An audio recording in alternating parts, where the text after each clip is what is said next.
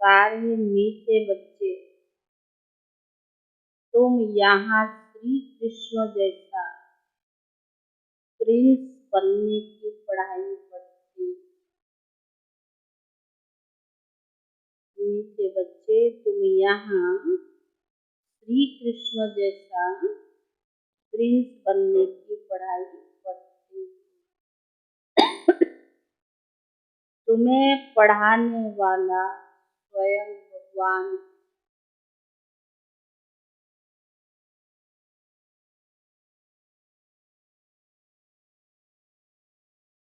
प्रश्न है, बाबा जब भगवानवाच शब्द बोलते हैं तो कई बच्चे भी मूंझ जाते हैं, क्यों? प्रश्न है, बाबा जब भगवानवाच शब्द बोलते हैं तो कई बच्चे भी मूंझ जाते हैं, क्यों?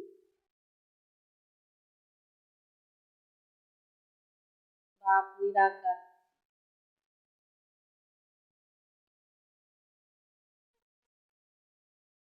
बाप का सही परिचय ना होने के कारण। और बाबा जब भगवानवाच शब्द बोलते हैं तो कई बच्चे भी मूंझ जाते, क्यों? क्योंकि द्वापर से मनुष्य ने क्या किया, अपने को भी शरीर समझा, भगवान को भी शरीरधारी समझकर पूजा किया। अब निराकार भगवान है, उसको एक्सेप्ट करने में टाइम तो लगता है, तो फिर किस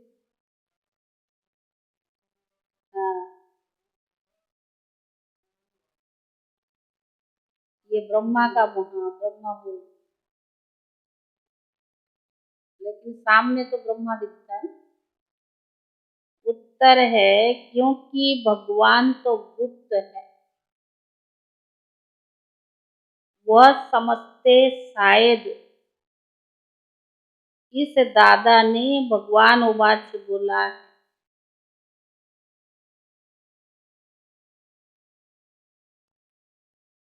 परंतु निराकार भगवान को बोलने के लिए जरूर मुख चाहिए ना। परंतु निराकार भगवान को बोलने के लिए जरूर मुख चाहिए ना। बाबा कहते ये वंडरफुल समझने की बात है। इसमें कैसे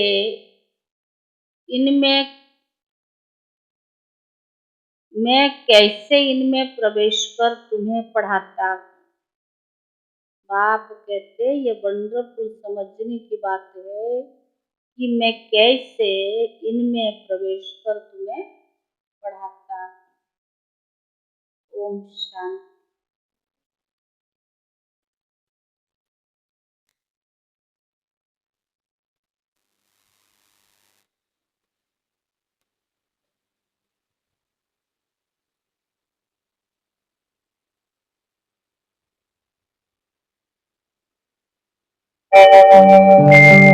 ओम शांति शांति। ओम शांति शांति। अंतर मन में ज्योति जगा लो, होगा दूर अंधेरा।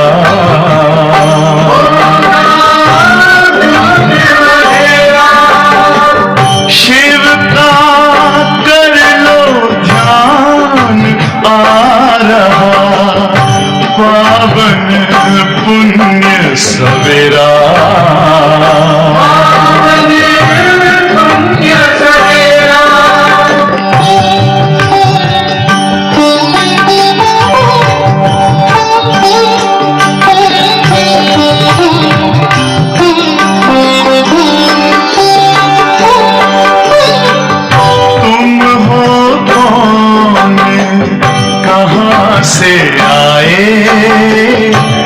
अपने आप को जानो, राजयोग के द्वारा अपना परम पिता पहचानो।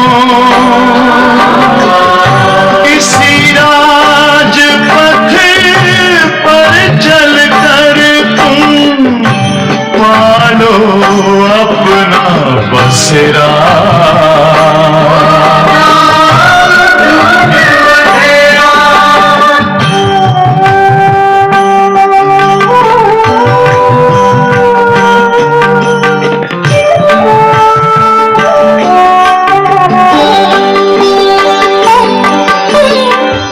तुम हो आत्मा तन से प्यारे, परमात्मा को प्यारे।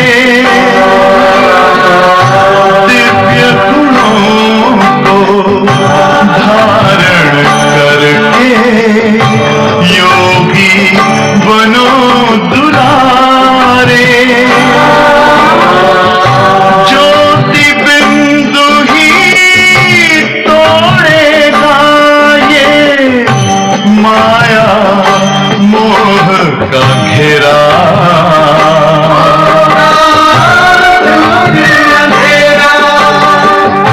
अंतर मन में ज्योति जगा लो, होगा दूर अंधेरा।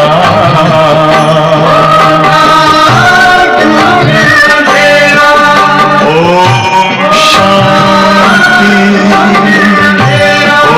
ओम शांति, ओम शांति।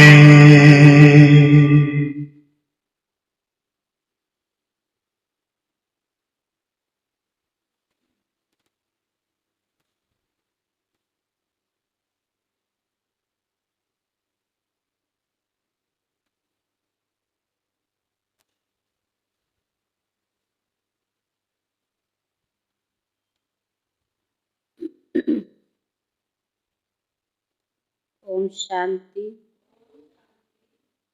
भगवान उवाच, भगवान क्या कहते? यह भगवान उवाच किसने कहा? देखने में तो कोई आता नहीं, मनुष्य को भगवान भी नहीं कहा जाता। कोई समझेंगे कि बोलने वाले ही कहते हैं कि भगवान उवाच।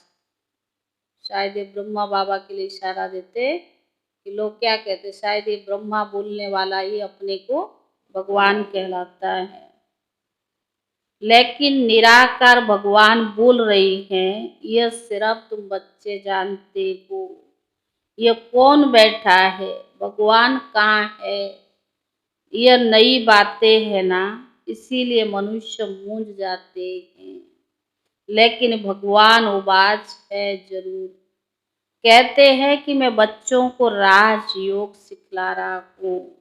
नर से नारायण अथवा कृष्ण, नारी से लक्ष्मी अथवा राधा बनाने के लिए योग और ज्ञान सिखलाता हूँ। नर से नारायण यानी श्री कृष्ण और नारी से लक्ष्मी यानी राधा बनाने के लिए योग और ज्ञान सिखाता हूँ। इनसे और क्या चाहिए? तुमको हम राजाओं का राजा, प्रिंस प्रिंसेस बनाता हूँ। प्रिंस प्रिंसेस भी तो मंदिर में जाते होंगे ना। विकारी प्रिंस, निर्विकारी प्रिंस श्री कृष्ण को नमन करते हैं, तो मैं तुमको प्रिंस का प्रिंस बनाता हूँ। श्री कृष्ण जैसा स्वर्ग का प्रिंस बनो। तो बाबा ने कहा, नॉलेज पढ़ने से ही तो बनेंगे ना। डॉक्टर व बैरिस्टर कहेंगे ना स्टूडेंट को, मैं तुमको डॉक्टर व बैरिस्टर बनाता हूँ, परंतु पढ़ेंगे तब तो बनेंगे। बाबा कहते, बच्चे अच्छी रीति समझते हो कि राजयोग सिखलाने वाला एक ही भगवान है, ना कि श्री कृष्ण है। राधे कृष्ण को अलग अलग राजाई का बच्चे हैं, उन्हों की आपस में सगाई होती है। सगाई के बाद, शादी के बाद फिर नाम बदलता है। इसीलिए चित्र में भी लक्ष्मी नारायण के नीचे राधा कृष्ण दिखाया है। अब बाप अच्छी रीति समझाते हैं कि यह ब्रह्मा भी नंबर 1 भगत था। पिछाड़ी में नारायण की भी पूजा करते थे। कृष्ण की भक्ति व नारायण की भक्ति की बात तो एक ही, आत्मा तो एक ही है ना। श्री कृष्ण बड़ा होकर नारायण ही बनता है। अब तुमको नर से नारायण बनने के लिए राजयोग सिखला रही है। अब तुम्हारे 84 जन्म पूरे हुए। अब इनकी आत्मा पढ़ रही है, फिर भविष्य में श्री कृष्ण बनती है। बाप कहते, बच्चे तुम ज्ञान चिता पर बैठ गोरे बन रही हो, फिर काम चिता पर बैठे सांबरे बन गए थे। यह है कंसपुरी। मैं तुमको कृष्णपुरी ले जाने के लिए आया हूँ।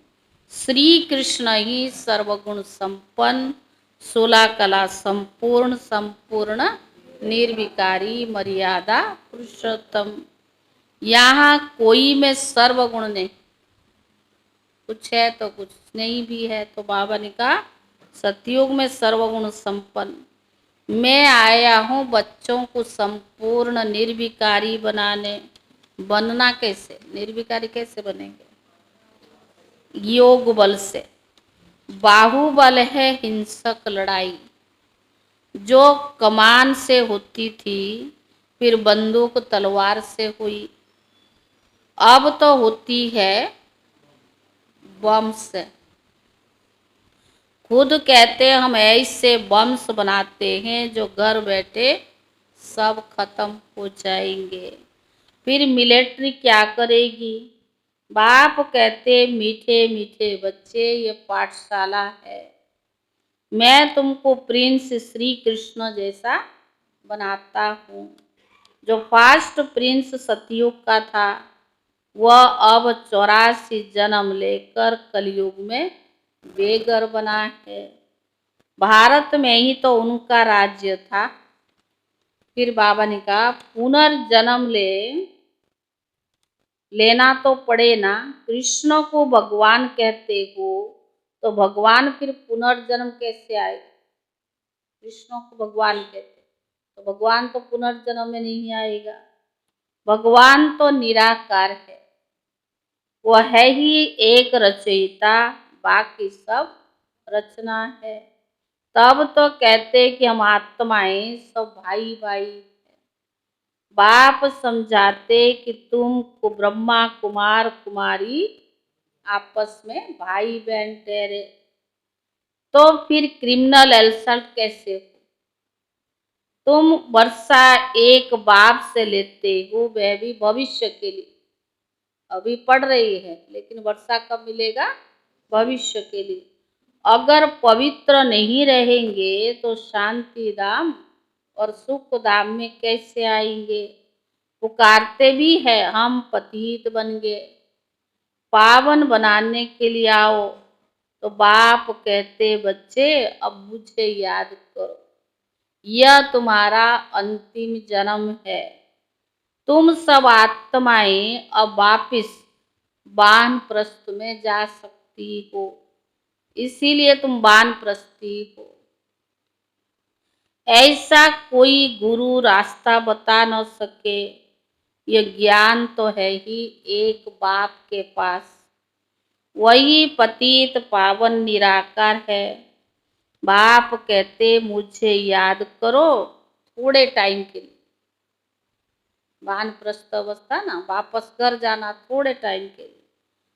मैंने इस तन का लोन लिया है, शरीर बिगर आत्मा कैसे बोल सकेंगी? भगवान उवाच कि मैं बूढ़े साधारण तन में प्रवेश कर तुम बच्चों को पढ़ाता हूँ। मैं गर्भ जेल में नहीं आता हूँ, गर्भ में आने वाले को पुनर्जन्म में आना पड़े। मैं एक ही बार आता हूँ, प्रकृति का आधार मुझे जरूर चाहिए। मैं इसमें बैठ तुमको पढ़ाता हूँ। यह तो पहले अपने जवार्थ का धंधा करता था, कोई गुरु ने नहीं सिखाया। अचानक ही बाबा ने इनमें प्रवेश किया। करण करावन हार होने के कारण इससे कर्तव्य कराते रहते हैं। यह भी सीखता जाता है, तुम भी साथ में सीखते जाते हो। बोलते हैं तुमको, परंतु सुनता पहले ही है। कौन पहले सुनता? ब्रह्मा बाबा। पढ़ाने तुम बच्चों को आता हूँ, परंतु इनकी आत्मा भी पढ़ती रहती है। बच्चों को राजयोग सिखलाने आया हूँ। ऐसा कभी कोई पढ़ाते नहीं है, जैसे बाबा पढ़ा रहा है ऐसा कभी कोई पढ़ाते नहीं। यह है पावन बनने की बात। यह संगम युग है पुरुषोत्तम बनने का। पुरुषोत्तम श्री कृष्ण था। पुरुषोत्तम कौन था? श्री कृष्ण था। स्वयंवर के बाद उनकी डिग्री कुछ कम हो जाती है, इसीलिए श्री कृष्ण की महिमा बहुत है। नाम ही है श्री कृष्ण पुरी। इनको कहा जाता है कंसपुरी। बाकी कहानी बनाई है कृष्ण और कंस की। बच्चों को समझाया है कि परिपक्व अवस्था होने से भक्ति आप पे ही छूट जाएगी। जब आपके ज्ञान में परिपक्व अवस्था आएगी तो भक्ति आप पे ही छूट जाएगी। तुम कभी कोई को ऐसा नहीं कहना कि भक्ति ना करो। भक्ति कोई बुरी चीज थोड़ा है। हाँ, बुद्धि का संस्कार का भी तो परिवर्तन होता है ना। कम से कम धर्म के प्रति तो है भावना ना। चलो धारणा ऊपर नीचे है, लेकिन भावना तो है ना। तो कोई बुरी चीज थोड़ी है। लेकिन जब ज्ञान में परिपक्व अवस्था बन जाएगी तो आप पे ही छूट जाएगी। बाप तुमको ज्ञान दे, तुम कभी कोई को ऐसा नहीं कहना भक्ति नहीं करो। उनको ज्ञान देना है। बाप तुमको ज्ञान देकर स्वर्ग का प्रिंस बनाने के लिए आए। श्री कृष्ण भी स्वर्ग का मालिक था, अब नहीं है। फिर से वह भी राजयोग द्वारा ये बन रहे हैं। तुमको भी पुरुषार्थ कर बाप को याद करना है।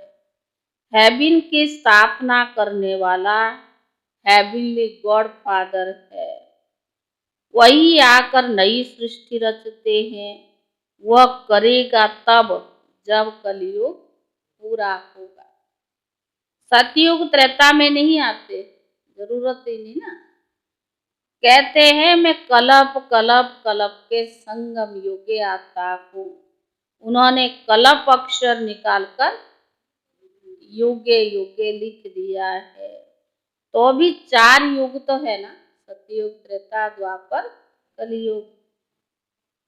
5वां ये छोटा सा संगम युग है। अच्छा, फिर तो 5 अवतार मानो, 24 अवतार का है। तो बाबा ने कहा परंतु इतने कच्छ मच्छ परशुराम अवतार होते हैं क्या? यह सभी शास्त्रों की बातें हैं। धर्म का नाम और भारत का नाम ही बदली कर दिया है। धर्म का नाम हिंदू धर्म, आदि सनातन धर्म के बदले, और भारत को भी हिंदुस्तान बना दिया है। हिंदू धर्म और हिंदुस्तान कह देते हैं। भारत नाम क्यों बदलना चाहिए? यदा यदा धर्मस्य ग्लानि, भारत उनमें भी भारत का अक्षर आता है। यदा यदा धर्मस्य ग्लानि भवति भारत, तो भारत का ही नाम आता है। भारत का नाम क्यों बदलना चाहिए? बाप समझाते कि तुमने एक जन्म थोड़ा भक्ति की है, भक्ति भी तो किया ना।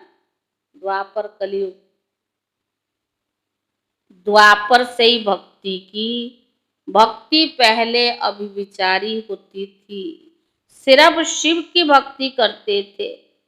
जिस शिव बाबा ने भारत को स्वर्ग बनाया था और अब फिर स्वर्ग का मालिक बनाने आए हैं, तो पति शरीर में बैठ बात बताते हैं कि मैं आता हूँ पति शरीर में, पतित दुनिया में पतित को ही पावन बनाने।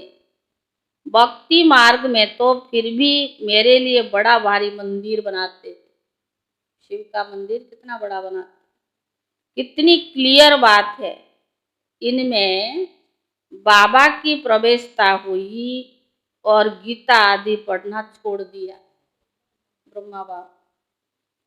भक्ति छूट गई, अनायास ही तो छोड़ा। तुमको कोई ने कहा नहीं कि भक्ति नहीं करो। बाबा ने कहा ना, जो ज्ञान की परिपक्व अवस्था आ जाएगी, भक्ति आप पे ही छूट जाएगी। अब तुम बच्चों को बाबा समझाते कि फिर से मैं तुमको कृष्णपुरी का मालिक बनाता हूँ। कृष्ण की फिर 8 डिनाइस्टी चलती है। पहले कहेंगे प्रिंस ऑफ सतयुग, फिर बनता है किंग ऑफ सतयुग। पहले राजकुमार, फिर शादी के बाद हो जाता है यानी किंग बनता, राजा बनता ना। राजकुमार ही तो राजा बनेगा। तो बाबा ने कहा 8 पीढ़ी उनकी चलती है।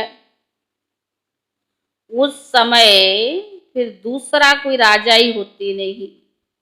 अब बाबा कहते तुम बच्चे भी सतयुग का प्रिंस बनो। मार्जिन तो दिया ना बाबा ने कि तुम बच्चे भी सतयुग का प्रिंस बनो। भक्ति में कोई सुख नहीं, ज्ञान से तुम स्वर्ग के मालिक बनते हो। कोई का बाप मर जाता है तो उनसे पूछा जाए तुम्हारा बाप कहाँ गया, क्या कहेगा? हा? कहेंगे स्वर्गवासी हुआ। समझते आत्मा और शरीर दोनों गए, लेकिन शरीर तो यहाँ ही छोड़ गया, स्वर्ग में दोनों थोड़ी गए। तो बाबा ने कहा बाकी गई क्या? आत्मा। इसका मतलब पहले नरक में था ना, स्वर्ग में गया माना पहले कहाँ था? नरक में। आत्मा शरीर छोड़ स्वर्ग में गई, फिर इसमें रोने की क्या दरकार है, और खुशी होनी चाहिए। स्वर्ग अब यहाँ क्या? बाबा ने कहा स्वर्ग अब यहाँ है क्या? परंतु समझते नहीं, कह देते सब ईश्वर का हुक्म है। सुख दुख सब कुछ ईश्वर देता है, सब ईश्वर के रूप है। परंतु बाबा कहते कि मैं बच्चों को दुख कैसे दे सकता हूँ। लौकिक में भी बाप बच्चा कैसा भी हो, माँ बाप थोड़ी दुख देते हैं। बाप से बच्चे कब दुख मांगते हैं क्या? बाप तो बच्चों को लायक बनाकर प्रॉपर्टी दे जाते हैं। बाकी दुख तो हर एक को कर्मों के अनुसार ही मिलता है। बाप कहते कि अभी बच्चे आदि कुछ, बाबा ने कहा अभी बच्चे आदि कुछ नहीं मांगो। मांगते हो क्या? लड़की या लड़का दे दो। बाबा ने कहा बच्चे आदि कुछ नहीं मांगो, अब इतना समय नहीं है। तो बाबा ने कहा जो तुम्हारी प्रॉपर्टी का बच्चा मालिक बन सके, बच्चा बड़ा हो तब तो मालिक बने। ये तो साकार मुरली। तो बाबा ने कैसे कैसे वैराग दिलाया, कैसे घर बार छोड़ के बाबा के यज्ञ में स्वाहा हो गए। तो बाबा ने उस समय की मुरली। परंतु इतना टाइम नहीं है, विनाश सामने खड़ा है। मनुष्य तो कहते कलयुग में अर्जुन 40,000 वर्ष पड़े हैं। यह ब्रह्मा कुमार कुमारियां तो कहती विनाश करते रहते। कहानी है ना, शेर आया आखिर आया तो सब खा गया। आया लेकिन आया तो अंत में सब खा गया। आखिर आया तो खा गया।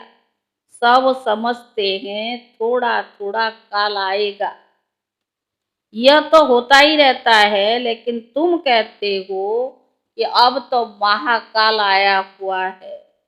शिव बाबा कालों का काल आया हुआ ना, तो सभी आत्माओं को वापस घर ले जाएगा।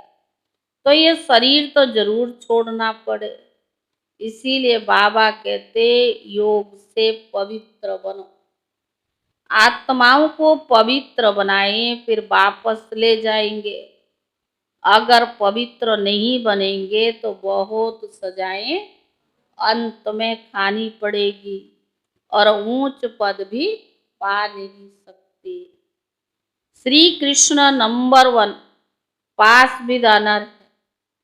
उनको स्कॉलरशिप मिलती है, 21 जन्म राज्य पाते हैं।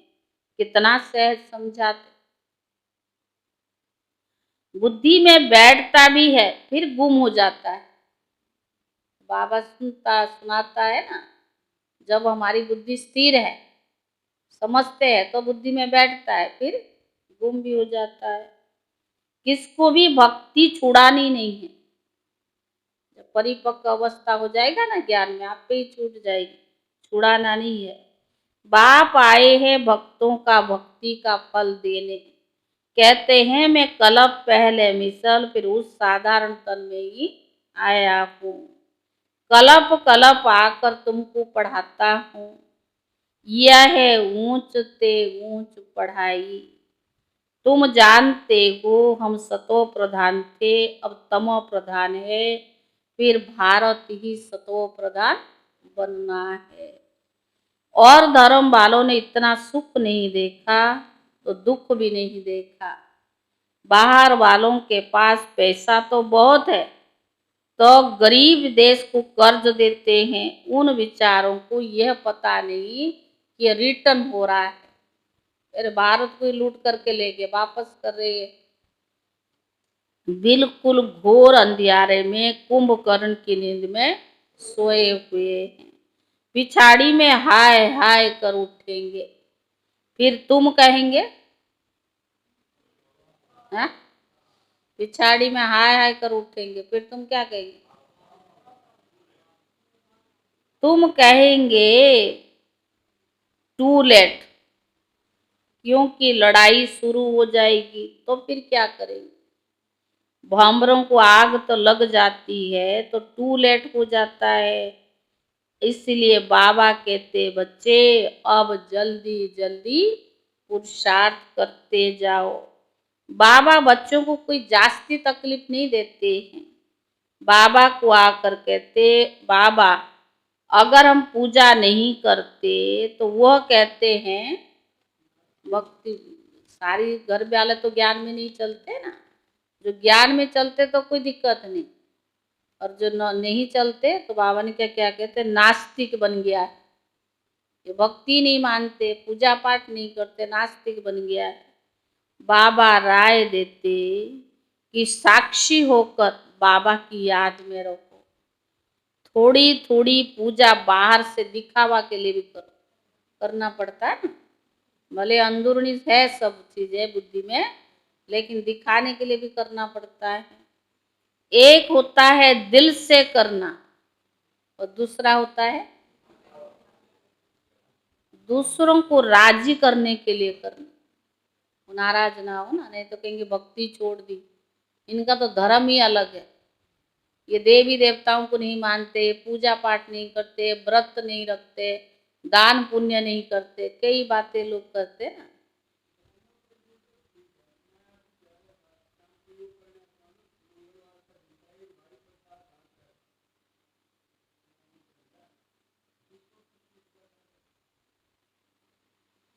तो बाबा ने कहा अंदर में तुमको शिव बाबा को याद करना है। अगर कोई तंग करते तो पूजा करके भी दिखाओ, तो वो खुश हो जाएंगे। यह कोई पाप का काम नहीं है। पूजा पाठ करना, भक्ति करना, उससे भी संस्कार अच्छे होते। और वो भी नहीं है, चलो ज्ञान में भी नहीं चलते, उधर की भी नहीं है, तो क्या है, भावना तो नहीं ना धर्मों के प्रति। यह कोई पाप का काम नहीं है। बाबा बहुतों को कहते शादी आदि पर भले जाओ, पर दोनों तरफ तोड़ निभाना है। वहां भी सुनाते सुनाते कोई ना कोई को तीर लग जाएगा। युक्ति से चलना है। बाप का फरमान है कि अब पतित नहीं बनना है। पवित्र बनने से ही तुम कृष्णपुरी के मालिक बनेंगे। शिव बाबा को याद करो तो विक्रम विनाश होंगे और विश्व के मालिक बन जाएंगे। बच्चों को ऐसी ऐसी युक्ति से अपने मित्र संबंधी आदि को समझाना चाहिए। वह है जिस्मानी यात्रा और यह है रूहानी यात्रा। यह रूहानी यात्रा बाप सिखलाते, कहते माँ में कम याद करो तो पति से पावन बन जाएंगे और सब दुख दूर हो जाएंगे। कोई बिरला ये व्यापारी व्यापार कर सके, अर्थात बैकुंठ के बादशाही ले, सब नहीं ले सकते ना। बाबा कहते हैं कुटो में कोई और कोई में भी कोई। बाबा ने कहा बिरला व्यापारी कोई ये व्यापार कर सके। श्रीमत पर चलते रहो, ऐसा भी ना हो पैसा आदि का मुफ्त में चला जाए, कुछ फल नहीं निकले। घरबार भी संभालना है, बच्चों की पालना भी करनी है। सिर्फ बाप की श्रीमत पर चलना है। राय लेनी है कि बाबा इस हालत में हम क्या करें। बाबा बच्ची कहती है कि हम शादी करें, तो बाबा कहते बच्चे शादी तो करानी पड़ेगी। अगर बच्ची कहती है शादी करानी, ज्ञान में नहीं चलती, जबरदस्ती थोड़ा किसको चलाना, उसको शादी करानी पड़े, क्योंकि उसकी हिस्सा उनको दे दो। बाबा सिर्फ समझाते हैं। फिर भी कुछ पूछना है तो पूछ कर फिर श्रीमत पर चलो। बच्चों को बाप की आज्ञा पर चलना है, इसमें ही बच्चों का कल्याण है। जो बाबा श्रीमत देता है, हर एक की अपनी अपनी सर्कमस्टेंस है ना, अपनी अपनी है, जैसे भी जिसको जिस तरह की परिस्थितियां है, तो बाबा हर एक को अलग अलग तरीके की राय देता है। जैसे बाबा मुरली में कई बार सुनाते हैं ना, कोई मिलिट्री वाला है, उसको खाना भी पड़ता है, तो उसको थोड़ा कहेंगे ना खाओ, मजबूरी है उसकी। ये थोड़ी कि बाबा ने सबको छुट्टी दे दिया कि जो मर्जी सो खाओ। तो बाबा सरकमस्टेंस देख करके, परिस्थिति देख करके, हमारा कैसा सिचुएशन है उसको देख करके राय देता है।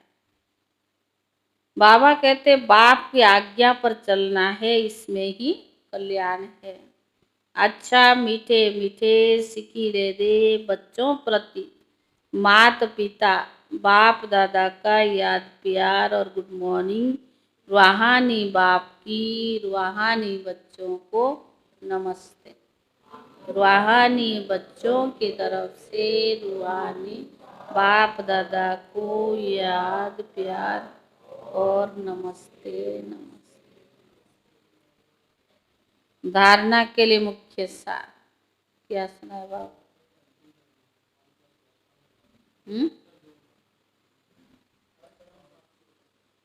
और कर्म साक्षियों के ग्रंथ।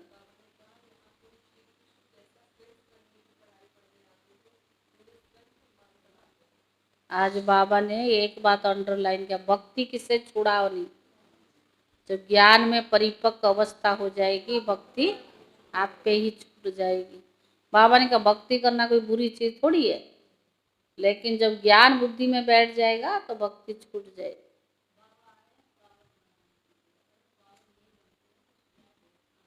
सजाएं बहुत खानी पड़ती। नर से नारायण बनने के लिए राजयोग सीखना। और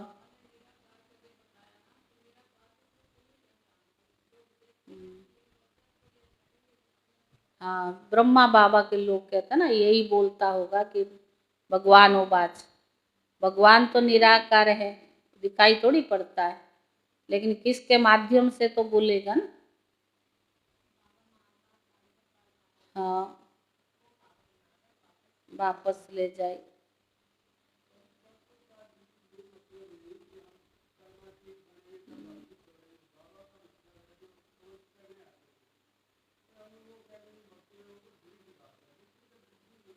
हाँ, ज्ञान बैठ।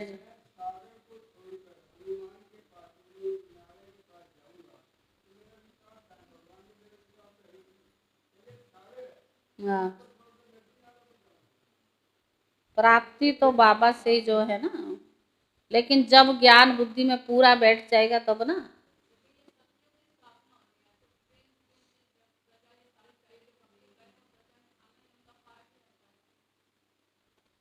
धारणा के लिए मुख्य सार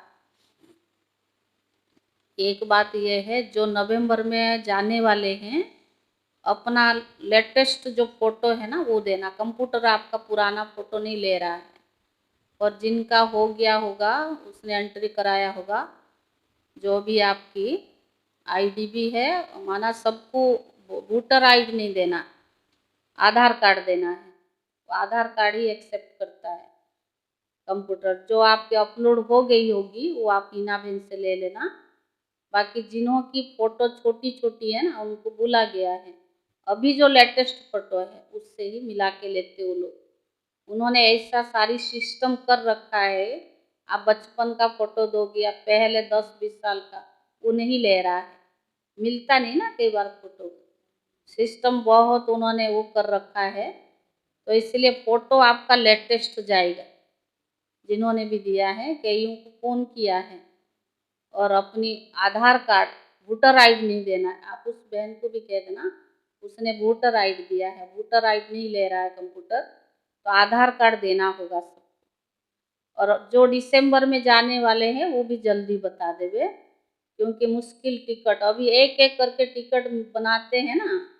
तो आप सबका पहले जो 24 लोगों का टिकट बनी है वो ग्रुप में बनी है, बाद में जो बनी है 2-4 करके वो अलग अलग स्थान है। तो फिर उस समय आप ये नहीं कहना कि हमारी अलग क्यों बनाया है, क्योंकि जैसे जैसे आप देते हैं ना तो ऐसे ऐसे टिकट बनता है, उस कोच में तो नहीं मिलता है ना। तो इसलिए हर चीज़ को कंप्रोमाइज़ करना पड़ेगा, क्योंकि आपने लेट दिया है तो टिकट भी लेट बनी है, तो दूरियां तो होगा ना, अलग अलग कोच में होगा।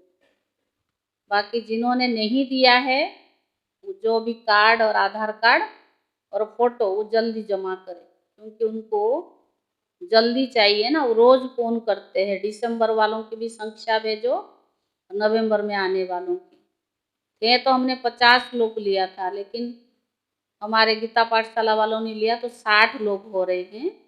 तो 60 लोगों का सारी फोटो और आईडी अपलोड करना, फिर उनको वहाँ पहुँचाना मुश्किल तो है ना, उसको टाइम लगता है। तो इसलिए जिनका हो गया होगा आप उनको वापस कर दो। फिर आप ट्रेन में सिर्फ वो लेके जाएंगे, आधार कार्ड, फोटो की जरूरत नहीं। फोटो तो मधुबन वालों को जरूरत है ना, सबकी फोटो कर रहे। धारणा के लिए मुख्य सार पहला है, हर कर्म साक्षी होकर शिव बाबा की याद में करना है। और कर्म साक्षी होकर शिव बाबा की याद में करना है। लौकिक अलौकिक दोनों तरफ तोड़ निभाना है। लौकिक से युक्ति युक्त चलना है। बाबा ने कहा उनसे भी, लौकिक से भी युक्ति युक्त चलना है। दूसरा, इस समय अंतिम जन्म में भी यह वानप्रस्थ अवस्था है। इस समय अंतिम जन्म में भी ये वानप्रस्थ अवस्था है, वापिस घर जाना है। इसीलिए पावन जरूर बनना है। कोई भी बंधन नहीं बनाने हैं, कोई भी बंधन नहीं बनाने हैं। वरदान। पुराने संस्कारों व विघ्नों से मुक्त प्राप्त करने वाले, पुराने संस्कारों व विघ्नों से मुक्ति प्राप्त करने वाले सदा शक्ति संपन्न भव। पुराने संस्कार व विघ्नों से मुक्ति प्राप्त करने वाले सदा शक्ति संपन्न भव। किसी भी प्रकार के विघ्नों से, कमजोरियों से या पुराने संस्कारों से मुक्त चाहते हो तो शक्ति धारण करो। क्या करो? तो शक्ति धारण करो, अर्थात अलंकारी रूप होकर के रहो।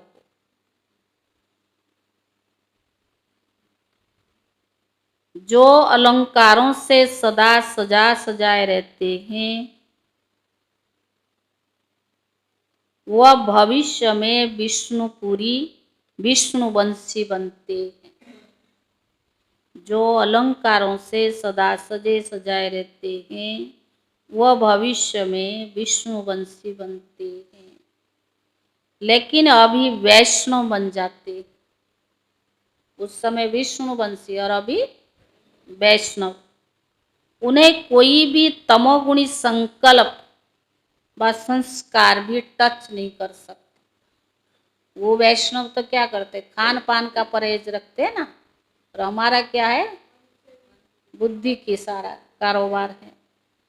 उन्हें कोई भी तमोगुणी संकल्प व संस्कार टच नहीं कर सकता। वे पुरानी दुनिया अथवा दुनिया की कोई भी वस्तु और व्यक्तियों से सहज ही किनारा कर लेते हैं। उन्हें कोई भी तमोगुणी संकल्प व संस्कार टच नहीं कर सकता। वे पुरानी दुनिया अथवा दुनिया की कोई भी वस्तु और व्यक्तियां सहज किनारा कर लेते हैं। उन्हें कारणे अकारणे भी कोई टच नहीं कर सकता। कारणे अकारणे भी कोई टच नहीं कर सकता। कौन सा? तमोगुणी संकल्प व संस्कार टच नहीं कर सकता। स्लोगन। हर समय पर, हर समय, हर कर्म में बैलेंस रखना ही सर्व की ब्लेसिंग प्राप्त करने का साधन है। हर समय, हर कर्म में बैलेंस रखना ही सर्व की ब्लेसिंग प्राप्त करने का साधन है। ओम शांति।